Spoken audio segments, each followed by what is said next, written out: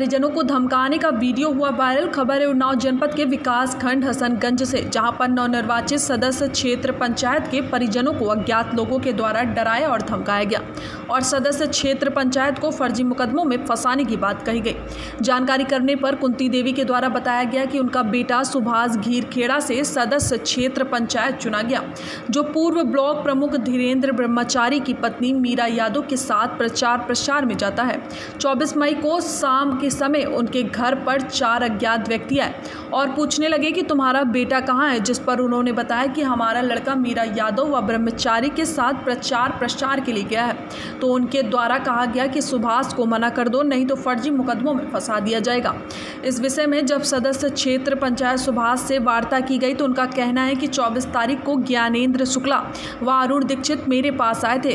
वो वोट मांगने की बजाय वो लोग हमें फर्जी मुकदमे के बारे में बताने लगे और धीरेन्द्र ब्रह्मचारी व उनके पिता को दबंग और आपराधिक बताने लगे, जिस वजह से उनकी मानसिकता हमें अच्छी नहीं लगी। संवाददाता शैलेंद्र सिंह की रिपोर्ट। मेरा नाम है श्रीमती कुंती देवी। मेरे यहाँ 7 साढ़े 7 के बजे के टाइम में 4 लोग आए। उन्होंने पूछा कि तुम्हारा लड़का कहाँ है, तो हमने कहा कि लड़का हमारा है नहीं, वो मीरा यादव या ब्रह्मचारी के साथ प्रचार प्रसार के लिए गए हैं। तो उन्होंने कहा आप उनसे मना कर दो, वो उनके साथ प्रचार प्रसार के लिए ना जावे, अगर जाएंगे तो वो किसी उनके ऊपर फर्जी मुकदमा वगैरह लिखा कर और वो फंसा दिया जाएगा। अभद्रता के साथ हमसे ऐसी बातें कही, मैं वरना पछताऊँगी। कल हम घर पे नहीं थे, ये जानकारी हमको रात को मिली। माताजी ने बताया कि कुछ लोग आए थे और इस तरह की बात कर रहे थे कि अपने लड़के को मीरा यादव के और धीरेन्द्र ब्रह्मचारी के प्रचार प्रसार में आना जाना बंद करवा दो, वरना फर्जी मुकदमे लिखवाए जाएंगे और इसका हश्र बहुत बुरा होगा जो आपको झेलना पड़ेगा।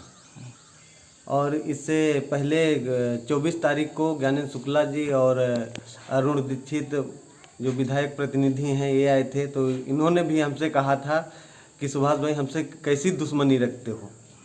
तो हमने कहा हमारी आपकी कौन सी दुश्मनी है जो आप हमसे इस तरह कह रहे हो। वोट मांगने के बजाय बल्कि वो दुनिया भर के केसेस के बारे में बताने लगे कि गुंडों लोगों को मत बनाओ और जिन लोगों पे 307, 302 और 308 के मुकदमे हों, अपहरण के केस हों, ऐसे लोगों को लाइक करोगे। और सत्ता की भी धमकी दे रहे थे कि सत्ता अपनी है और जीतेंगे, हर हालत में जीतेंगे, चाहे जैसे जीत हो। तो इस तरह के बात कर रहे थे और कल हमारी माताजी को धमकी दी गई है। तो हम ये कहना चाहते हैं कि लोकतंत्र में, संविधान में आर्टिकल 19 के तहत अभिव्यक्ति की आज़ादी, जो प्रचार करने का, प्रसार करने का, भाषण करने का, संभाषण करने का जो हमें बाबा साहब ने मौलिक अधिकार दिया है, और उस पर आज ये लोग रोक लगा रहे हैं। अब वो अज्ञात लोग कौन थे, हम तो थे नहीं, माताजी नहीं जानती हैं। तो हम यही चाहते हैं कि हर बीडीसी की सुरक्षा और व्यवस्था सरकार को करनी चाहिए। किसी सत्ता के लिए किसी का गलत तरीके से प्रयोग ना किया जाए। क्या है?